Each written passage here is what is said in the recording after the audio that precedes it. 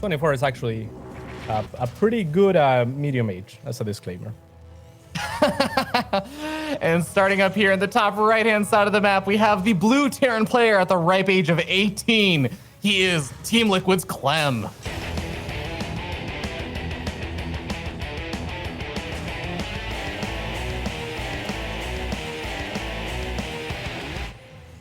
Yeah, I would say actually relative to much of the StarCraft scene, 24 is pretty young. Now, 24 is like the youngest if you play Brood War, but in StarCraft 2, it's like a little bit under the middle, I would say, for professional play. Yeah, I could see that. I love talking about ages and players and everything. Oh God, it's just, It's so funny because whenever I think about Clem and I start thinking about their age, and I'm like, when Lord of the Rings, I think Return of the King came out, Clem wasn't born yet. Right, wow. Oh man, it's crazy. That is pretty crazy to think about. But now he is definitely very born and looking to take this man down, uThermal on the other I side. guarantee you one thing, Cass, and that is that we now know Clem is definitely born. Without a shadow of a doubt. uThermal definitely knows. Yeah. Oh, okay. So we do have looks to be like a 1-1-1 opening over here. It's kind of funny because I feel like in TVT, and some of the TVTs I've been able to witness lately, I have seen more and more shifting away from just the straight up 1-1-1 opening every game and going more into like the quick expansion plays. I feel like I've seen that more often lately. Yeah, I actually, Robbie, you're gonna have to carry this one. I am gonna try to channel my inner zombie grab, and then maybe Nathanias, if he is somewhere, please send me some energy so that I can understand what's going on. But yeah, I'm gonna be leaning on you a bit. It's okay, because every single time I cast with zombie grab, I always tell her, and it's so funny because she was also saying she was jealous that we get to cast this one. But every single time I cast with her, I'm like, DVT, I feel like I understand some of it. And then I watch stuff, and I'm like, I think this player's ahead. And then there's just a big doom drop or something, or they're out of position. I'm like, oh, that lead actually did not matter at all. Like, okay, I have a lot to learn about this matchup. It's definitely a difficult one, and I know it's one that is quite stressful to play. Almost every Terran player will tell you that. But look at that from uThermal, Mag Field Accelerator. Now, this is cheeky. One thing to know about the Terran race and the matchup, I think the most common opener must be the Raven at this point in time.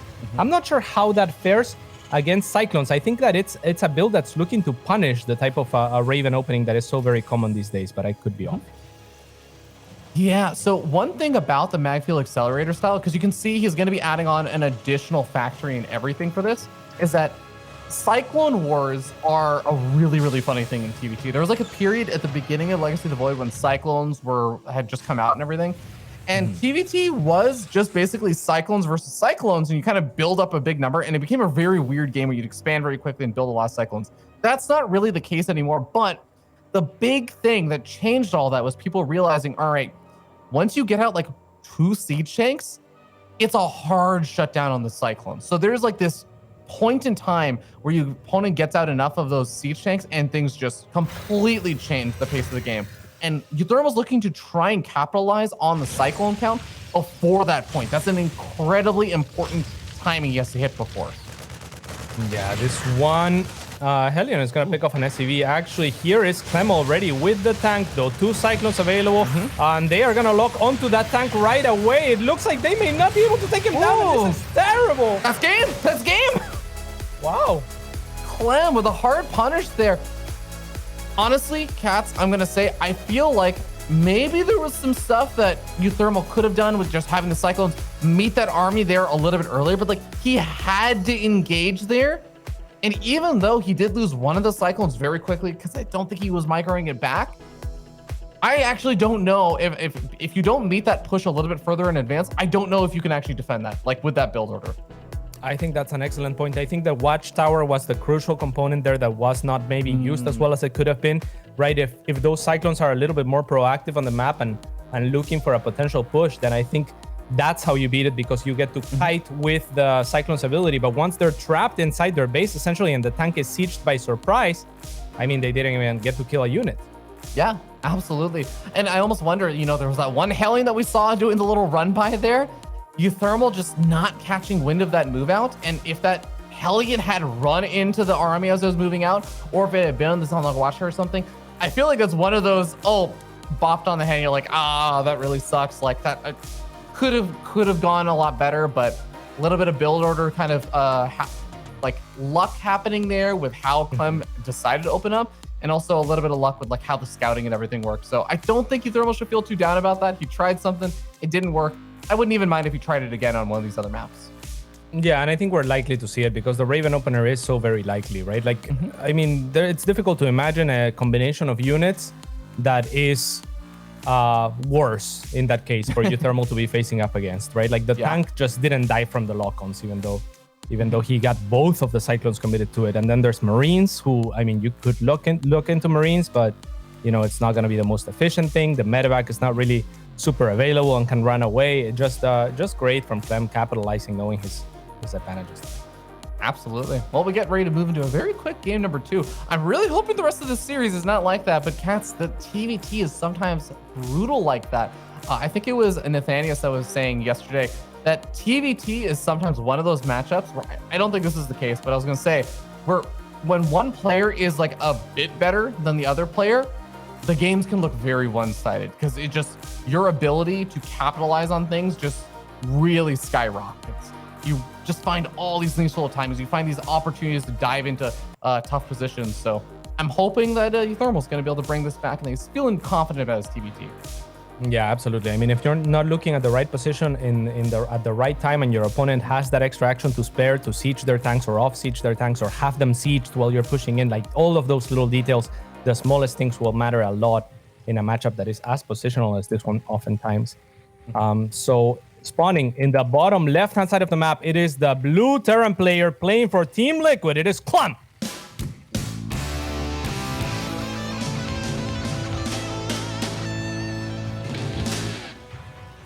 And up at the top right-hand side of the map, we have the red Terran player, also from Team Liquid. He is uThermal.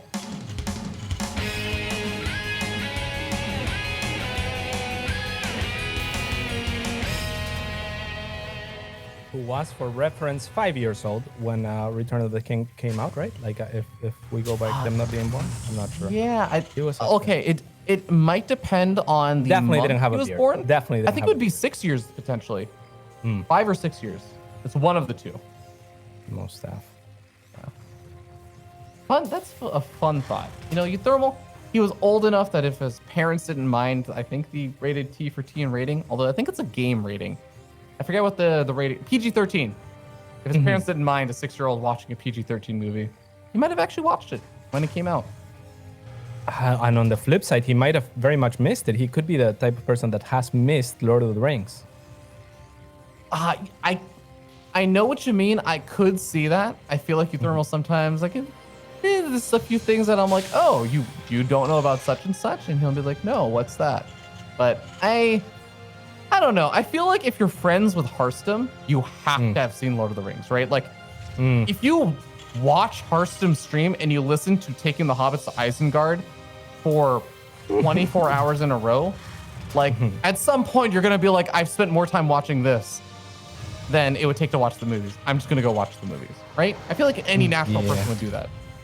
I don't know. If I watch 24 hours and listen to 24 hours of Taking the Hobbits to Isengard, the last movie that I would watch is probably Lord of the Rings, to be honest, Ravi. Okay, I guess that's true. We're cut from different cloths. I am the kind of person who I will say this. When I'm working, because, you know, I'm a software developer by trade, when I'm working, I'd say like once every like 2 weeks, you have those 10-hour loops on YouTube with like a song like Sexy Sax Man or all those other things.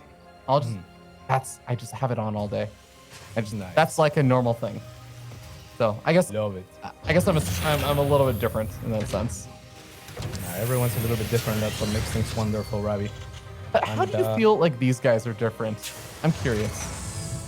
uThermal has a beard, for starters. Well, hey, you know what? Quarantine? Maybe Clem has been growing out a radical beard. Yeah, I don't see that, but that would be cool. If we get an interview with Clem and he has a beard, I don't want to say Alita shoe because then Clem's gonna show up with a beard out of nowhere. Ooh, okay. Yeah, Liberator. Yeah, I was gonna say there's two interesting things happening. So the Liberator is going to be a pretty different kind of mix-up over here for uThermal, and he's exactly the kind of player who'd love doing stuff like this, doing that instead of a Raven, but also seeing the Marauder already mixed in here for Clem. Oh, interesting deviations. Yeah, this does not look like a very standard activity at all. A lot of mind games, no doubt, going for these players, and this is where it would be really useful to just summon a test of how this would go, because I actually have no idea at this point. This looks good for uThermal. I mean, 3 Reapers could be nifty too. Yeah, remember that he has to do damage right now. His command center is almost a minute and a half, 2 minutes later than Clem's. So this has to do something. This is a committed attack. Oh, he's gonna be able to catch a bunch of Clem's units on the route out. Yeah, that is gigantic. Getting the first pot shot and revealing the Marauders as the Liberator is going into the main of Clem, who has no anti-air really at this point. Boy. Viking gets started up right now, but it's not like there's going to be the safety cyclone or anything. Marauders take quite a bit of damage over here, and then the Hellions actually get killed, not the Reapers. The Reapers are the ones that can regenerate hit points, but look at that lost mining time. I wouldn't even mind if you're just going to have to wait this long, send the SCVs down to the National, right?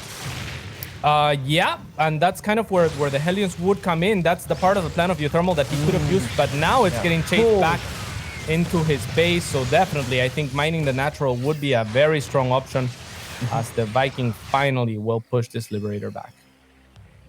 Yeah, I would definitely say that did quite a bit of damage there to Clem, and just in terms of lost mining time. And you know what? uThermal's got his own command center finished on location. He's got a siege tank over here to knock out that poor Hellion. And I feel like this game, you know, the supplies say that it's a little bit in uThermal's favor. I really feel like it's at least equalized, if not a little bit in favor of uThermal. Yeah, that was really good by the Liberator and catching the first few units off guard as well. It was looking like an attack that Clem wanted to make happen, like a timing for him that never got to happen. So I would also tend to favor uThermal. Oh, look at that micro, keeping all of those units alive. This is almost the effectiveness of, say, like an Archon drop or something, where all these units can just retreat back and get healed up. Now, it's not natural shield regen or anything. The medevac is going to have to use that energy, but a really, really nice abuse of the Marauders having such high hit points. Yeah, this Hellion's trying to go back in, but we'll get at least a spotting of that Liberator as there's continued Raven production on either side at this point. So the Viking will be waiting for that Liberator on patrol, if I'm not mistaken, and it shouldn't be able to do too much. Well, we're starting to see how, the Viking on patrol is really nice, but Clem is going to be moving in and trying to find little openings. Once again, Clem is doing such a great job with all this little micro. uThermal not going to be able to find an opening over there because of that Viking that we saw earlier. Cyclone looking for a lock on. Does the medevac? It does have the boost off cooldown, but it's not actually boosting right now. Clem might end up losing this. Oh, he's running back and forth. He was trying to decide what to do and ends up just losing everything. Yeah, and we saw a frustration click from Clem there. At the very end, I don't know if you saw the click, but he clicked onto the high ground that he should have clicked onto right away, right? As soon as the lock-on happens, he needs to go to that high ground right there. And after the units die, that's the first place he clicks, which is kind of, I think it's just like, you know, like... Yeah, oh god, that could have been a big opportunity to just keep all those units alive and everything, but that's a really nice snack for uThermal. Yeah, at the very least, they would have forced a scan, so that's some money wasted. Those units difficult to keep alive if uThermal has the scan available. It's always going to happen. But I mean, that's something. It's not nothing forcing a scan, right? If you could kill a mule, if you could snipe a mule as soon as it drops you it would be pretty happy. Yeah, one quick difference I want to note as we do see the move out, and actually so does uThermal. Clem actually going to be retreating back a little bit. He is still setting up the third base, but I wonder if he's just moving back for the moment or if he's... Oh, there's a Reaper. There's a Reaper over here. That's cheeky. Yeah, cheeky Reaper. We'll get a lot of scouting information for uThermal. These all actually factories. Clem out on the map now. Or uThermal out on the map now on the back of that. Oh, very interesting. So uThermal spotted out with the Reaper the multiple factories being dropped down, which really indicates like this is going to be a big transition to a big mech army soon. This is such a scary position. I know, this fight's going to be so important. 3 Ravens for uThermal, and not only that, but Clem looks like he used some of the energy on one of his Ravens, maybe on an auto turret or something, so has a little bit less energy as well.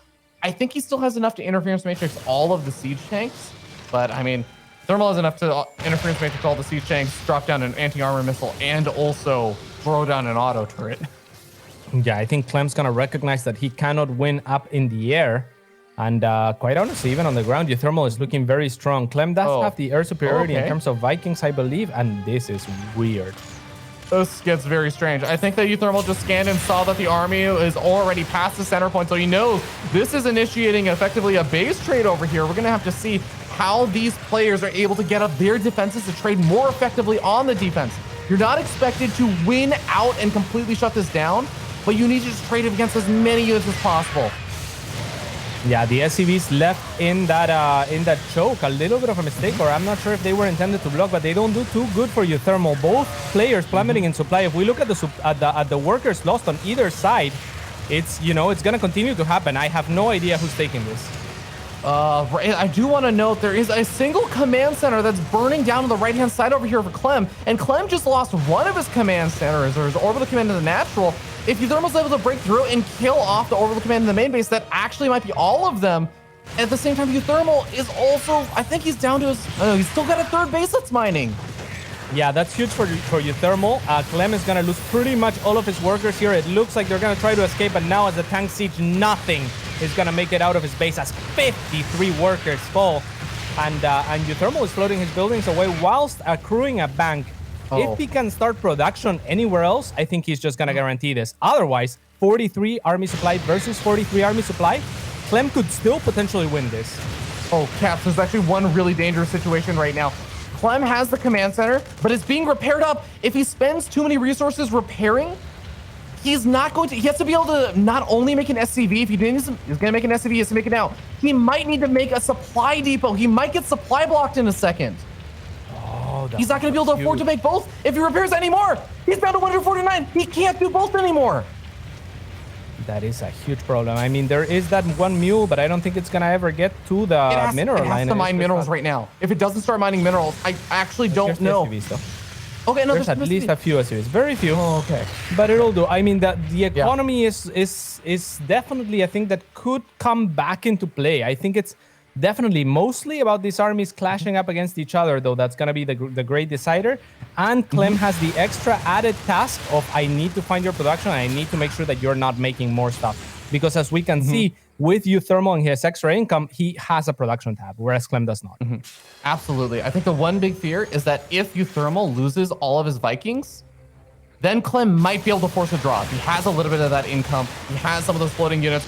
Ooh, sniping off one of the units over there. It looks like uThermal is getting caught into a weird position, but he's going to be able to get in on top of the command center. Remember, there are barely any buildings left over here for Clem. uThermal is quite a few, but it's going to be the big fight. Big engagement over here. Clem not able to fully break through, but these auto turrets killing off so many units. There's 2 tanks left. Yeah, I still love the attempt by Clem. If he was barely able to break through, then he would have broken through the core of uThermal. uThermal leaves a few army behind whilst taking care of the command center, and Clem says, this is my opportunity, right? Because yes, you're sieged, but most of your army isn't here, so auto turrets might do it. They don't, and now he's in a world of trouble. And there are 0 workers left on the map right now. No resources to make anything more. And uThermal going to be able to dive in on top of these units, killing off a lot of them. I think the siege tanks may barely get picked off over here. uThermal is going to win game number 1 in a crazy base trade. Yeah, really, really cool. It was looking pretty good for uThermal there. I want to say at the start, but then things kind of equalized and they turned crazy. And yeah, it was kind of anyone's game, but I like what uThermal did. Yeah, absolutely. uThermal making some really great decisions. And I do agree. I think that it also helps that uThermal was a little bit further onto Clem's side of the map a tiny bit earlier. Like when you're in those base trades and you're rushing to try and do damage as quickly as possible, you start seeing those little differences where uThermal is able to clean up a much larger chunk of the buildings of Clem before Clem had been able to kill off a lot of uThermals. So imagine a situation where Clem maybe still had a lot of his production still out on the map and was able to lift off and start doing things. Maybe then Clem says, I don't have to engage literally this second because I still have a bunch of stuff around the map. Maybe I can start trying to do like a little bit more of a roundabout attack instead of I have to go engage right now. Yeah, that might just be the case. Difficult for me to really add much onto that, Ravi. It was a pretty wild, crazy TBT. I'm sure the Grub is rejoicing in the backstage here, and we'll have things to add. But I want more of it. I want more of that. I want more of I don't know what's going on, but it's really cool. Yeah. No, I'm definitely with you there. And I mean, this is now going to be quite an interesting series that's going forward, just because, yeah, absolute madness happening over there. With game number 1, I was a little worried, Clem getting a really, really easy win on just with the build orders and how everything worked out. But game number 2, definitely showcasing uThermal not only going to be able to win with that big base trade, but he was in a good spot after the opening, and he busted it out with some really good build orders. And this goes back to what we were talking about. Really nice preparation work from uThermal. Amazing, one would say. And spawning in the bottom left-hand side of the map, equalizing the series 1-1. It is Liquid's uThermal.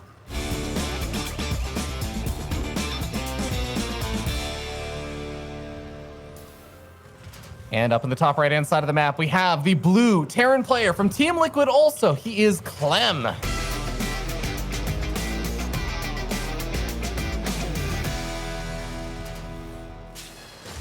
Yeah, so I just want to say that someone tweeted at me and told me I am not alone in my habits of listening to 10-hour songs on repeat. There are others. There are dozens of us, all right? We exist. Well, I believe it. I love it. I can't say that I've ever done that before.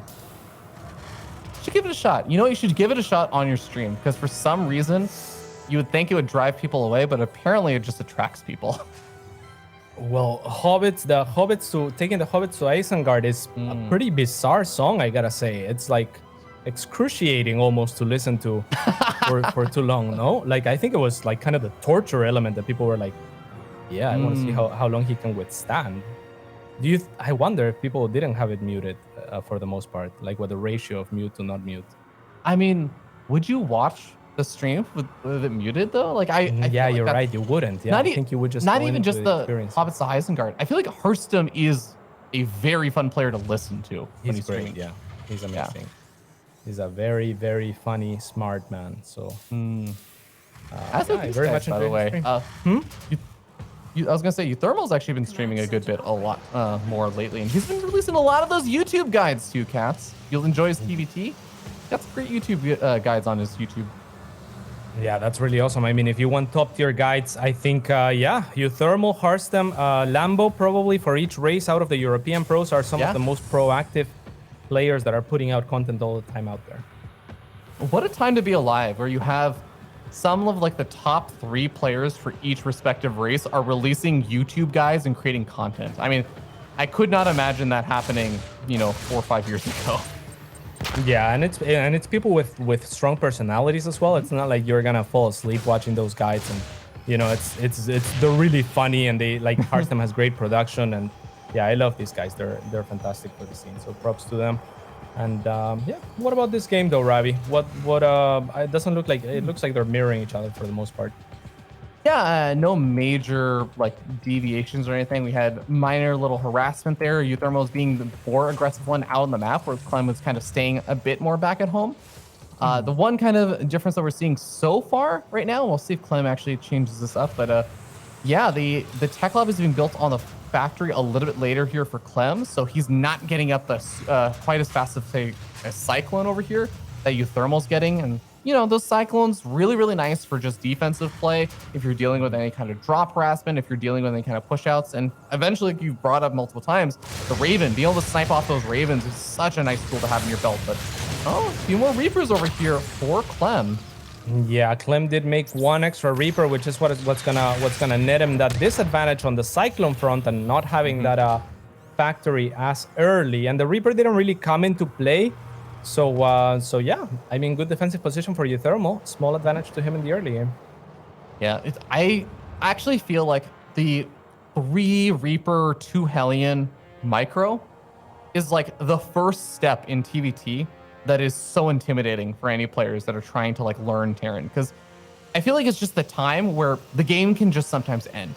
If you get outplayed there, the game just actually, you take game-ending damage a lot of the time. Like, and we've seen it in pro players games as well when one player just outclasses the other. And I think that's one really cool thing about TVT is I feel like there are so many opportunities to just really outclass your opponent. And I love the fact that when we get to see it consistently make it past that stage, it kind of shows you like, yeah, you know what, these players can do battle with each other. They deserve it. Yeah, that is a great point to make, because Terran is certainly, I think, the most micro-intensive race as far as like clicking around and moving your units. Like positional micro is what I would call it, I guess.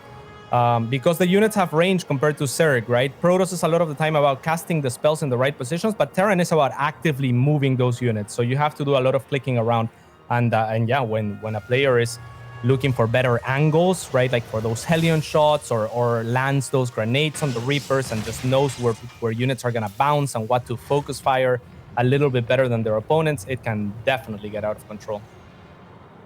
Okay, well, Clem is going to be moving forward with a cute little army here. The 2 Cyclones, the Hellions are kind of interesting maneuver, but I think it's just partially because you got them, and if they can absorb some of the damage from the Marines, that's great. But yeah, just looking for some free pickoffs. Nice little microbial army there. I like it. Very, very nice. So Clem is going to establish himself map control, or some of it at least, as both players are getting their third CCs situated. And I'm a little bit surprised that it's actually Clem's that finishes a little bit faster than uThermal's. uThermal did take that early lead in terms of the factory production, but now it's Clem that might have a small lead in the macro department. Yeah, and the unsiege on the tanks. He's going to be moving out with his army a bit. Just get into that third dislocation. Yeah.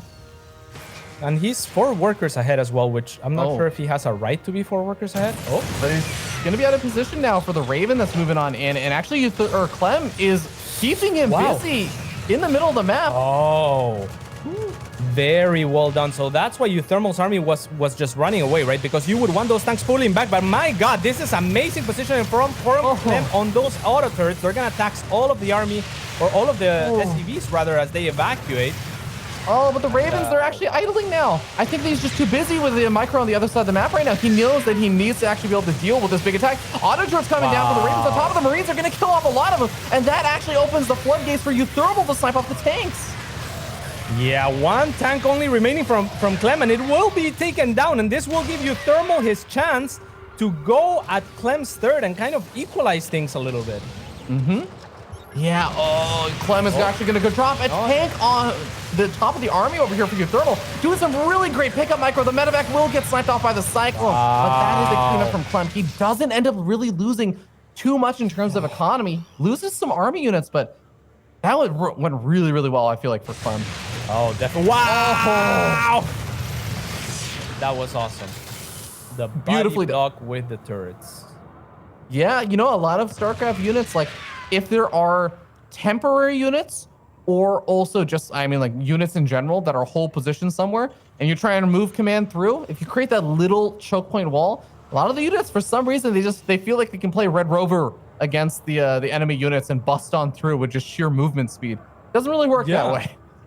Yeah, because the tank was basically caught right in between of those auto turrets. So recognizing Clem that there is the 2 pixels where you can actually place those auto turrets and trap the tank in between is just such an amazing move from him.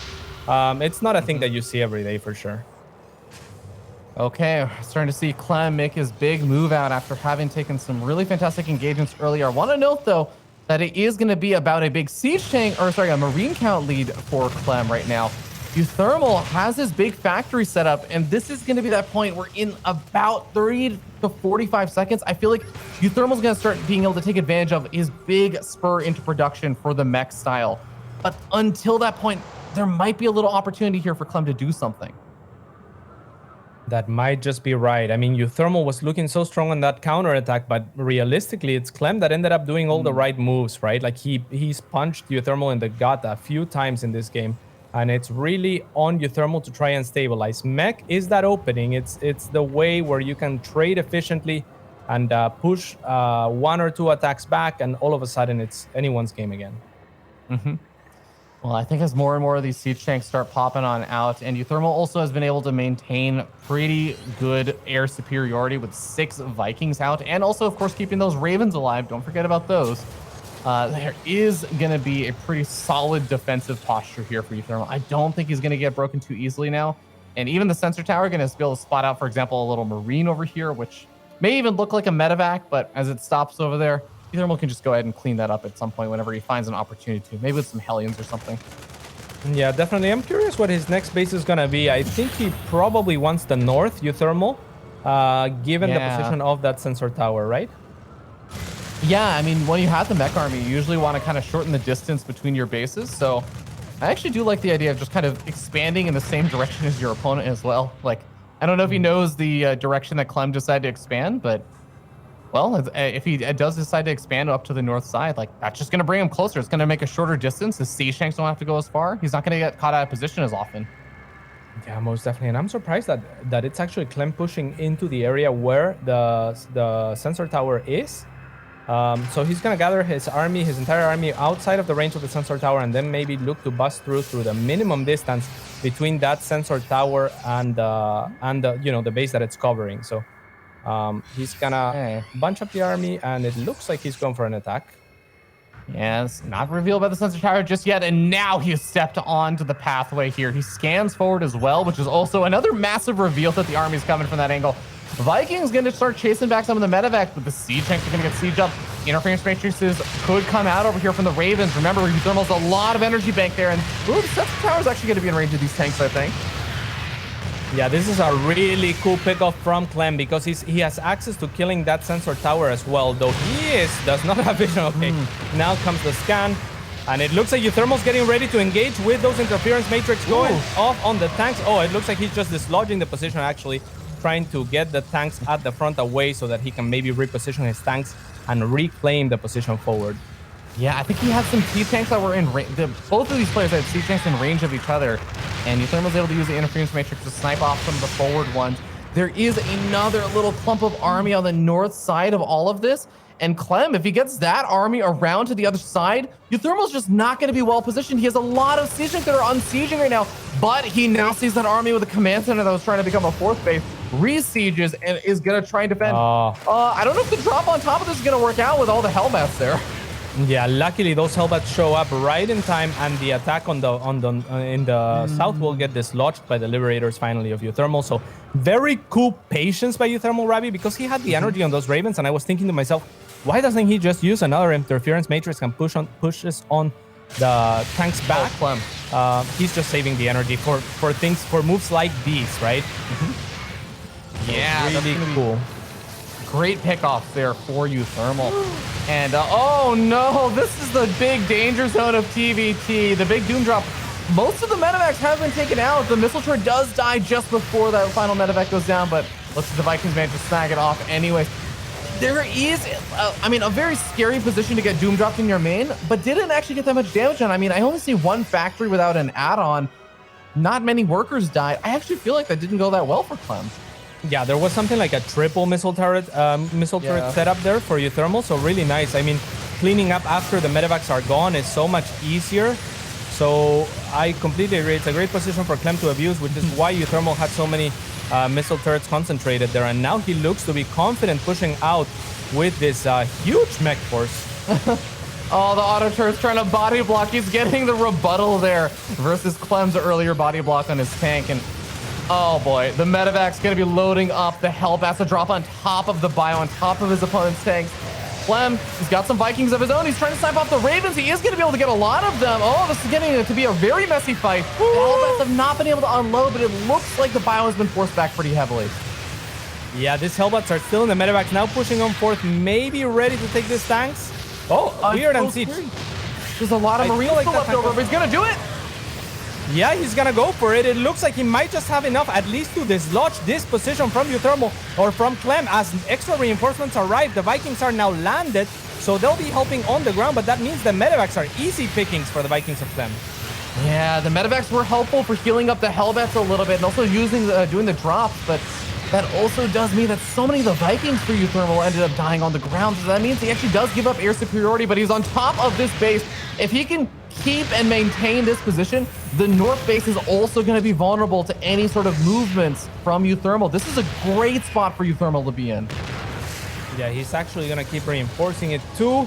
So this attack's longevity will be extended whenever extra units arrive, right? And that means it's going to be all that much harder to resituate this base if you're Clem. However, Clem, knowing that he is the bio player going up against Mech, has already taken extra bases and is taking one at the 12 o'clock or, you know, whatever that is, 11. And then, yeah. And then the south as well. So nice job. Liberator going to be causing some problems. I want to note that most of the mining on the north base has been halted completely, and actually 16 workers dying. 1921. The Hellions just going ham on these workers. I think that Clem rallied his workers to the gas gather and they all stacked up. Oh, that's brutal. Yeah, it wasn't all that Blue Flame Hellion. If you were wondering, I clicked on it. It was only 3 kills on it. Because I was like, did he really do it all by himself? But yeah, there's another set of these Hellions that were doing a lot of damage on that bottom right-hand side. But uThermal still has to be able to defend over here. The Liberator's going to cause a lot of problems. And remember, that Viking count lead heavily went in favor of Clem after those earlier fights. Is it still the case right now? I mean, I see 7 Vikings to 5. Clem still having a bit of a lead, but defender's advantage. These Vikings going to rally forward a little faster here for uThermal. Is that enough?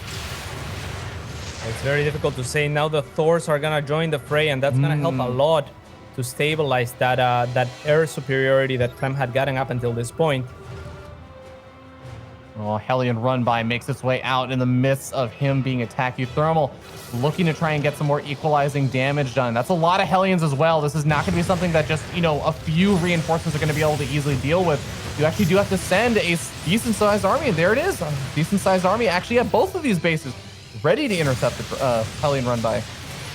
Yeah, these guys hoping to find a little bit more than they found, but 7 SCVs isn't terrible, I guess, seeing as how uThermal is actually the one that has a worker lead at this point in time.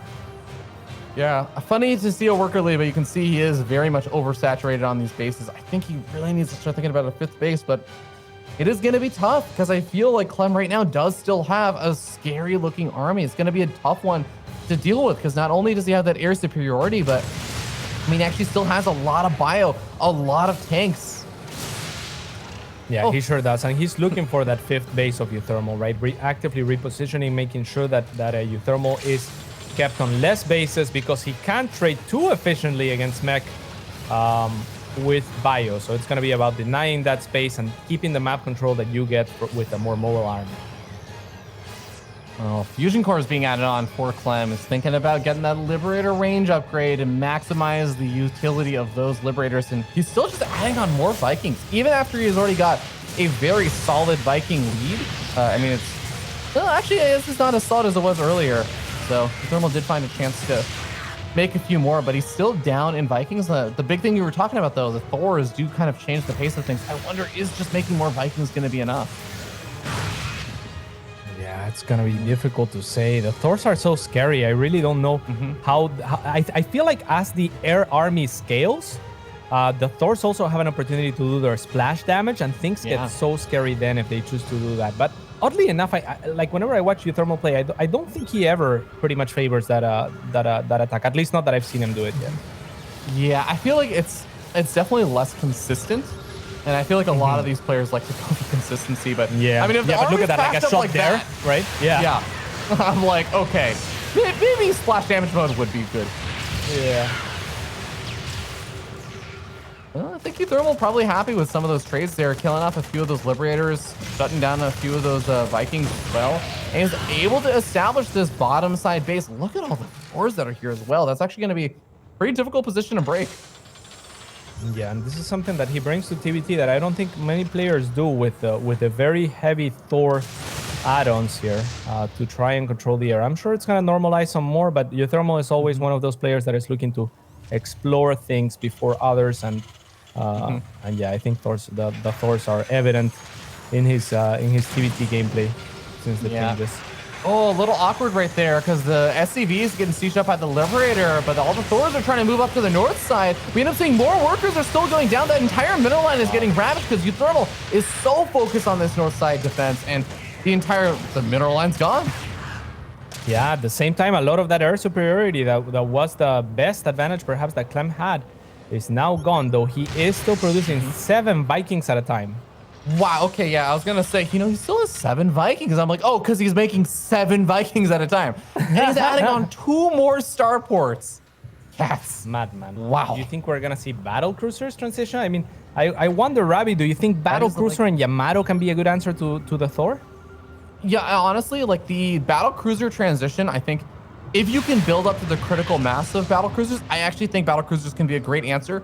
And it's partially the Yamato cannon. I think that's part of it. But a lot of it to me is the mobility.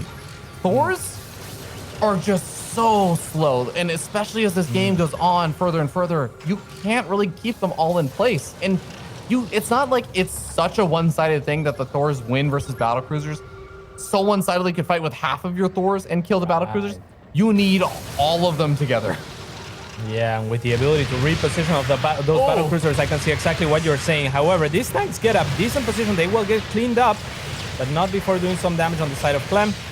So he is saying, take these tanks, but they will tax you. The Vikings are just not enough in numbers from uThermal, so a little bit of an ambitious fight there for himself. Yeah, an important thing to note is that, yes, uThermal wants to have, like, if you can get a Viking lead, that'd be awesome, right? Or even just stay even on Vikings. I feel like just having Vikings alive is still a really big thing, though, because remember, it's all these times that he needs a little bit of vision further out, if he needs some high ground vision, and 1 Viking still provides as much vision as 10 Vikings all clumped up together. So, really like this drop, by the way. It's fantastic. I'm really surprised that there's nothing there for uThermal. Like, I would have liked to see, a tank or something, at least. But he has the full brunt of his force here, so we'll see if that is just enough. The Liberators are sieging. There is a lot of Thors and tanks very well positioned for uThermal already. Cap, there are 8 Liberators in production at a time. That's Jesus. It's actually absurd. That is a lot of Liberators indeed. I am curious to see how they will fare. They do tend to clump up, so I feel like I'm still hoping to see some of these splash damage at some point. Yeah, I mean, this drop is also really, really problematic. At this point, Clem has got a decent bank and has absurd levels of production on his starports and everything. He's taken the bottom base as well. I just love the way that Clem is playing this. I know that it's still even supply. uThermal still has a chance because he still has a massive, extremely scary army. But I am a bit concerned that uThermal, if he doesn't break through soon, he's just not going to get an opportunity. Clem is going to keep remaking units that uThermal is not going to be able to remake. Yeah, and to go back to your point about how much we like those medevacs earlier, right? Like, if those medevacs don't take down that base, all of a sudden we're having a different conversation where uThermal is okay, just being a little bit more patient and being out there on the map because, he might be a little bit behind in economy, but not astronomically so. Whereas right now, his income is less than half of Clem's. Yeah. It's actually 1/3. I do want to note, less than 1/3. Yeah. With all the workers that uThermal's lost, he has a higher army supply as well. Thors are annihilating the Liberators, but there are just so many of them. Is it going to be enough? They're doing a lot of damage to the siege tanks first. Thors have to back out, and Clem takes a massive supply lead. Cats, I think that was it. There is no replenishing that supply for uThermal. Yeah, that was really cool, and that was the reveal of Clem that says, "Hey, I got 1,000 Liberators," right? So uThermal, like you said, like, it looks really good at the start because the Thors just take a Liberator or 2 right off the bat, right? But then they shoot so slow, and there's so many of them, and they do so much damage that they easily dislodge the position from uThermal, and Clem takes a decisive advantage. This is already an extremely bad spot for uThermal. I wouldn't even blame him if he tapped out right now. I think a lot of people wouldn't, but the decision to transition to mass Widowmine. You know what, class? If there is a unit, I would say, could make a comeback here, getting some insane Widowmine hits on a big clumped up Liberator army, that's one of the ways, especially, I don't think this is exactly something a lot of players would expect, but the scans reveal the Widowmines on top of revealing the army. Yeah, I think that's a great point to make, Ravi, because a lot of players will just kind of continue on and be like, that didn't work. I guess I'll just do the same thing. And Widowmines might not be the ideal army unit to have, but they are an erratic unit that can cause a lot of trouble if it's not attended to. So at this point, when you're super far behind, you kind of have to hope and be like, I hope this... Yeah. Clem is, Yeah. That's kind of like what's supposed to happen, is for Clem to be paying attention and then not lose to the Widow Mines. But we see the potential there, right? That's where we go, oh, it's because it looks like it could have done something. Unfortunately for uThermal, it doesn't. But it's the type of unit, Ravi, that shows that he's a thinking player through and through to the end as well. Yeah, kind of the Terran version of the Disruptor. But ladies and gentlemen, we're going to be going to a short break before we go into game number 4, because this series has just been an absolute doozy. We'll see you guys in just a little bit.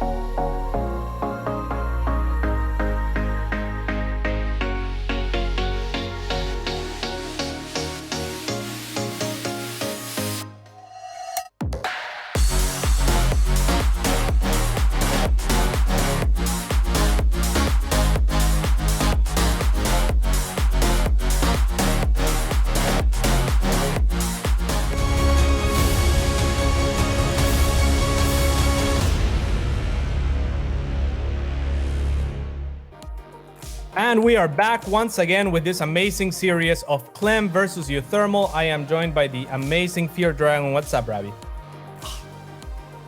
Everything is up right now, cats. My mood, my energy levels, and my happiness levels, because I get to cast this wonderful TBT, probably the most knowledgeable Terran versus Terran commentator in the world. Cats, how you feeling about going into game number 4? Well, you know, been commentating Terran versus Terran all my life, so you can only expect that I would bring that level of insight, Ravi. It's okay, because you know what? I'm right there with you. Right there with you, Cass. Submarine's going to be the next map, and this is definitely one of the funny small maps that exist in the map pool. It can feel very claustrophobic. And how do you feel about, I mean, when you think about not even necessarily Terran versus Terran, but like just like a mech in general when it comes to like small maps, like something like Submarine, how do you feel about that? Because I think now we've seen 2 or 3 times uThermal, well, I guess 2 times because game 1 was so fast. uThermal tried to go into that mech style. Yeah, I think a good way for people to picture these ideas is to imagine the smallest possible map and the largest possible map, right? Mm-hmm. So like this map is not exactly Steps of War or like one of those very tiny maps that we've had in the past, but it is small enough that I think you make an excellent point. Mech with siege tanks and whatnot are gonna be able to cover a greater percentage of the map than they would on other maps, which means defense starts becoming a little bit of offense, a little bit, you know, the lines start getting a little bit blurred in those fronts. So yeah, I do like mech in small maps for the most part. And I think that even goes back to that last game where we were talking about, hey, you know, Clem was building up this big bank and the units for uThermal at the very end were not really replaceable. And why was that? Because that orbital command got sniped off as soon as uThermal started moving across the map. Immediately the drop comes in, uThermal's out of position. There's less of an opportunity to do something like that where uThermal is just out of position and doesn't have a way to immediately start doing damage. to Clem for having units also kind of on the offensive somewhere else. So I do feel like there is an opportunity for that. We'll see if uThermal is going to be able to even get up into something like that, or if he goes for something like that, because up here in the top left-hand side of the map, we have Team Liquid's very own uThermal.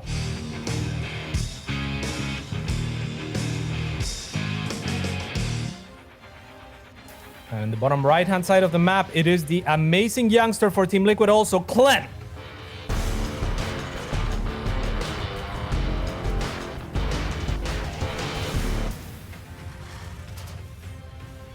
Oh, all right.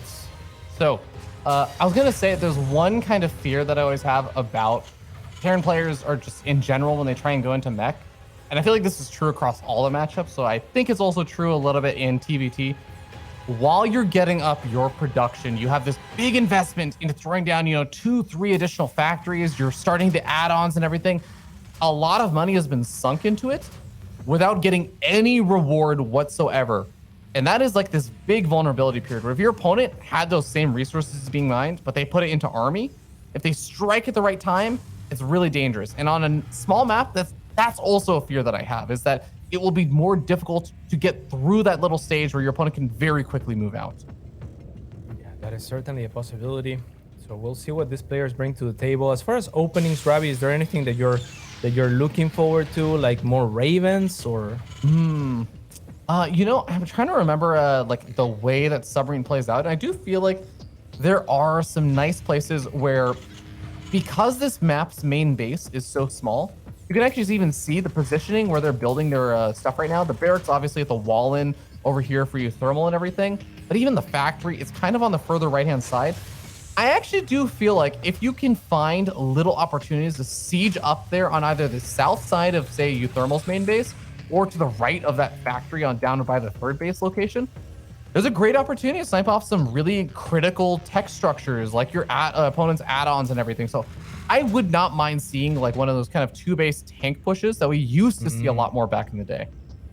Yeah, and we saw something similar, not exactly that perhaps, but a little bit of a poke that ended up winning Clem game number 1. So that could be the very type of very annoying position that he could be looking to take. This Reaper is just looking to see if there is a command center situated, sees that there isn't, and will back away for now.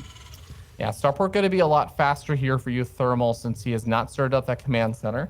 And we'll see what he ends up utilizing it for. 2 Reapers being produced at a time right now for uThermal as well from that reactor. Clem going to just have, I believe, the barracks with no add-on whatsoever. Getting up the starport quickly thereafter. Not adding on an add-on to the factory either just yet. Just adding on more of the Hellions. So I want to see what happens from that factory immediately after. Okay, just one more Hellions. He's going up to 3 Hellions. I'm wondering if there's going to be this little opportunity where uThermal can push in, but the bunker. I think the bunker does complicate it. So uThermal might have a harder time. Absolutely. I mean, this is all just Clem being super diligent on the back of that Reaper scout, right? He checks for the natural. He says, oh, I have a natural in position. You don't have a natural in position. You're probably going to attack me. And and gets ready for the attack. So really, really well done by him. Just that one piece of information, right? Like the Reaper deciding to jump there. Brilliant move. Okay, well, Command Center finally does get started up there for uThermal as he adds his own tech labs. Ooh, okay. Reaper is going to be able to potentially delay this a little bit because uThermal had just moved out. You know what? As much as it is annoying to lose that SCV, I'm glad uThermal did not just pull back his whole army because this is about trying to hit this nice little timing. It definitely is. He's going to see a lot of this army here and actually going to be able to zone it out with the Liberator. uThermal completely ignoring the bunker. An amazing move from him. Yeah, the Viking is gradually going to be able to pick away at that Liberator, but the Command Center, it's not taking death or game-ending damage, and this gets weird because now uThermal in some ways is trapped, but who's trapped in here with who? Yeah, difficult to say. Such an amazing crisis management situation here on the side of uThermal. Is just going to look to wait until he has enough units to, or on the side of Clem rather, he's going to wait until he has enough units to clean up uThermal. Cyclone the big game changer. Yeah. Yeah, he's just preventing the exit, right? Wonderful. Yeah, knocks a lot of the units out of position. The Reaper hops back up in the main base. There are a few Marines over here. They're going to be able to take care of it. But yeah, I really think that Clem got the much better end of that just because it felt like, uThermal just got stuck. He stuck around a little bit too long, got a bit greedy with how much mining time he was delaying. Now the siege tank is going to make this a lot easier of a defense here, but okay, the Cyclone does not get the lock onto the Raven. I think that these Hellions are going to continue to do a little bit more damage, but I think uThermal should be able to clean this up now, right? Yeah, I mean, that was such a great patient maneuver, I think, on the side of Clem. Not something that, you know, that tends to be some of the youngsters' main weakness. I think that they all share is oftentimes they're kind of impatient, right? Like they lack that composure to just be like, actually, I'm just gonna wait a few more minutes. They're sometimes like, okay, I definitely have enough, and sometimes they miscalculate.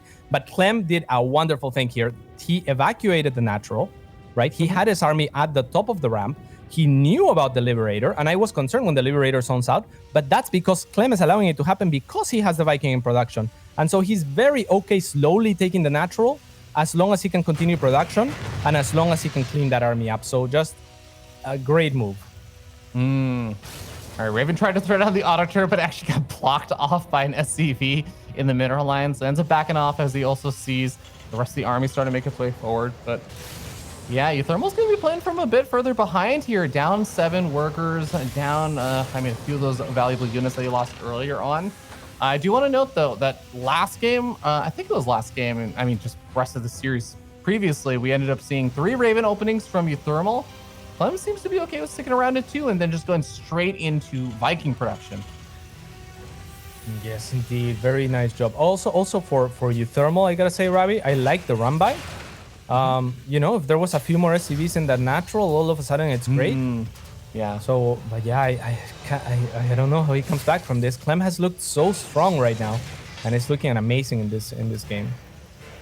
Well, Stim is on the way there for Clem, but I see uThermal with double engineering base. I think we are going to go into bio from here for uThermal. It's usually not going to be double engineering base if you're looking to go in just mech army and not really utilize the upgrades from those. So yeah.